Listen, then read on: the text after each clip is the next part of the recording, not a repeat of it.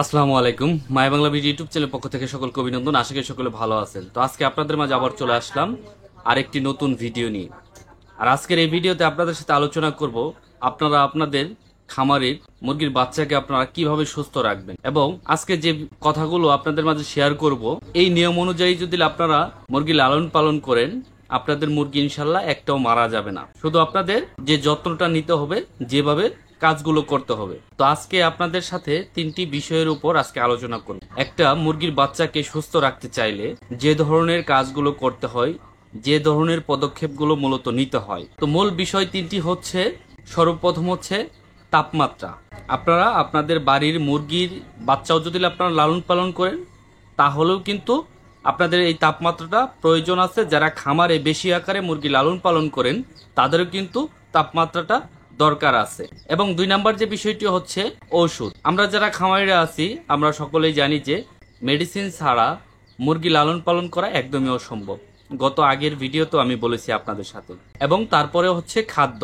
এই তিনটি বিষয়ের উপরে যদি আপনারা লক্ষ্য রাখেন এবং সঠিকভাবে কাজগুলো আপনারা করে যান, তাহলে কিন্তু আপনাদের মুরগির বাচ্চাগুলো সুস্থ থাকবে। তো সর্বপ্রথম হচ্ছে এক নাম্বার তাপমাত্রা। তাপমাত্রা আপনাদের কত রাখতে হবে এই মুরগির বাচ্চা ব্রুডিং অবস্থায়।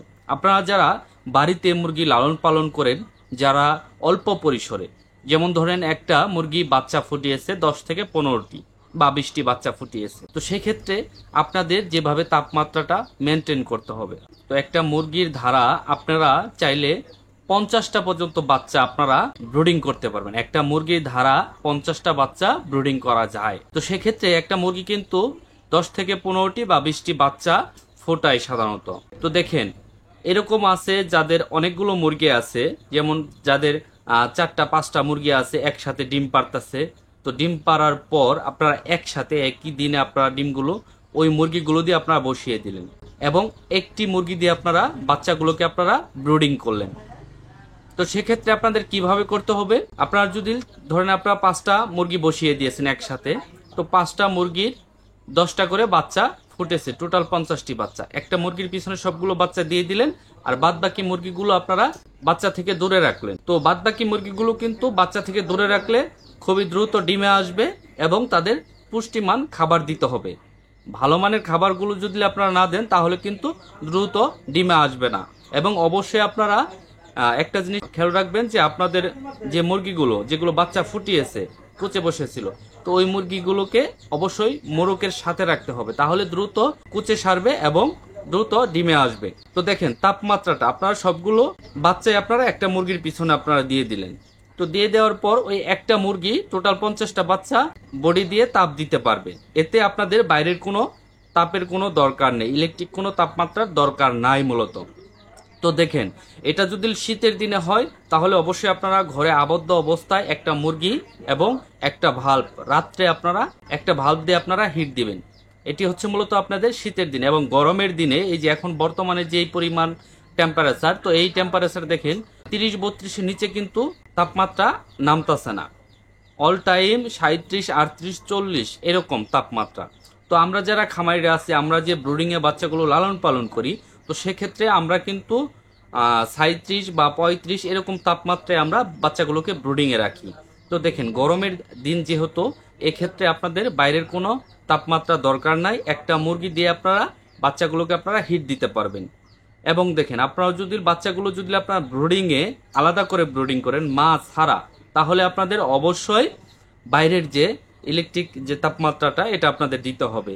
সেটা হতে পারে আপনার কারেন্টের মাধ্যমে, কয়লার মাধ্যমে, বা তুষের আগুনের মাধ্যমে আপনাদের হিট দিতে হবে। আপনাদের ব্রুডিংয়ের তাপমাত্রাটা অবশ্যই 32-এর উপরে থাকতে হবে। ভিডিওটি খুবই গুরুত্বপূর্ণ।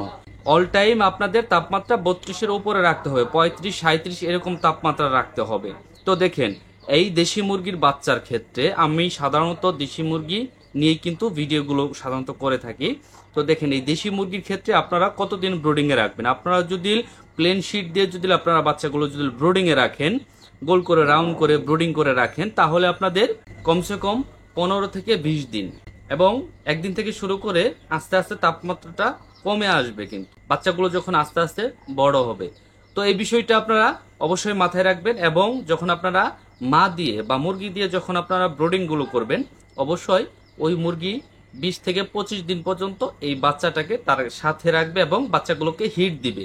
তো দেখেন, মা দিয়ে যদি আপনারা ব্রোডিং করেন তাহলে অবশ্যই আপনাদের যে মা দিয়ে আপনারা বাচ্চাগুলো ব্রোডিং করবেন অবশ্যই আপনারা আবদ্ধ অবস্থায় রাখবেন, যাতে ওই মুরগিটা বাইরের যে মুরগিগুলো আছে বা বাইরের যে মুরগির সাথে যাতে ওই মুরগিটা না মিশতে পারে বা বাচ্চাগুলো না মিশতে পারে, এই দিকটা আপনারা খেয়াল রাখবেন, যাতে কোনো প্রকার ভাইরাসে আক্রমণ না করে। এবং ভাইরাসকে প্রতিরোধ করার জন্য অবশ্যই ভ্যাকসিনগুলো করতে হবে, সেটা আপনি ব্রুডিংয়ে রাখেন এবং মুরগি দিয়ে আপনারা বাচ্চাটা ব্রুডিং করেন। তো এখন আমরা ওষুধে আসি। তো ওষুধ আপনারা যখন মুরগি দিয়ে আপনারা বাচ্চাটা ব্রুডিং করবেন সেক্ষেত্রে আপনাদের মেডিসিনটা কম লাগবে, কারণ মুরগিটা সঠিকভাবে তাপটা দিবে। আর মুরগির বাচ্চাকে সুস্থ রাখতে চাইলে অতি ফার্স্টে হচ্ছে তাপমাত্রা।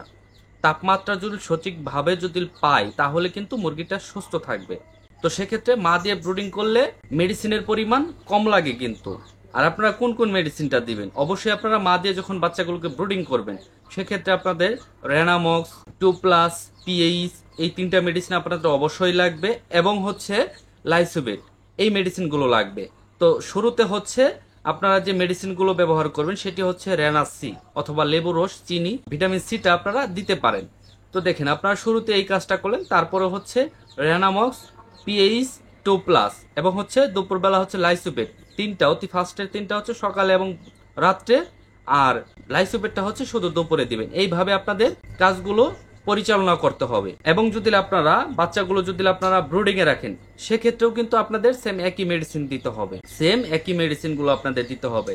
এবং দেখেন, এই মেডিসিনগুলো দেওয়ার মূল কাজ হচ্ছে যে বাচ্চাটা যখন ডিম থেকে ফুটে বের হয় তাদের নাভিটা ভালোভাবে শুকায় না, কাঁচা থাকে। তো যার কারণে মূলত হচ্ছে রেনামক্স দ্রুত বাচ্চার বডিতে যে ঘাগুলো থাকবে এগুলো দ্রুত শুকাবে এবং ঠান্ডা থেকে বাচ্চাগুলোকে সুস্থ রাখবে।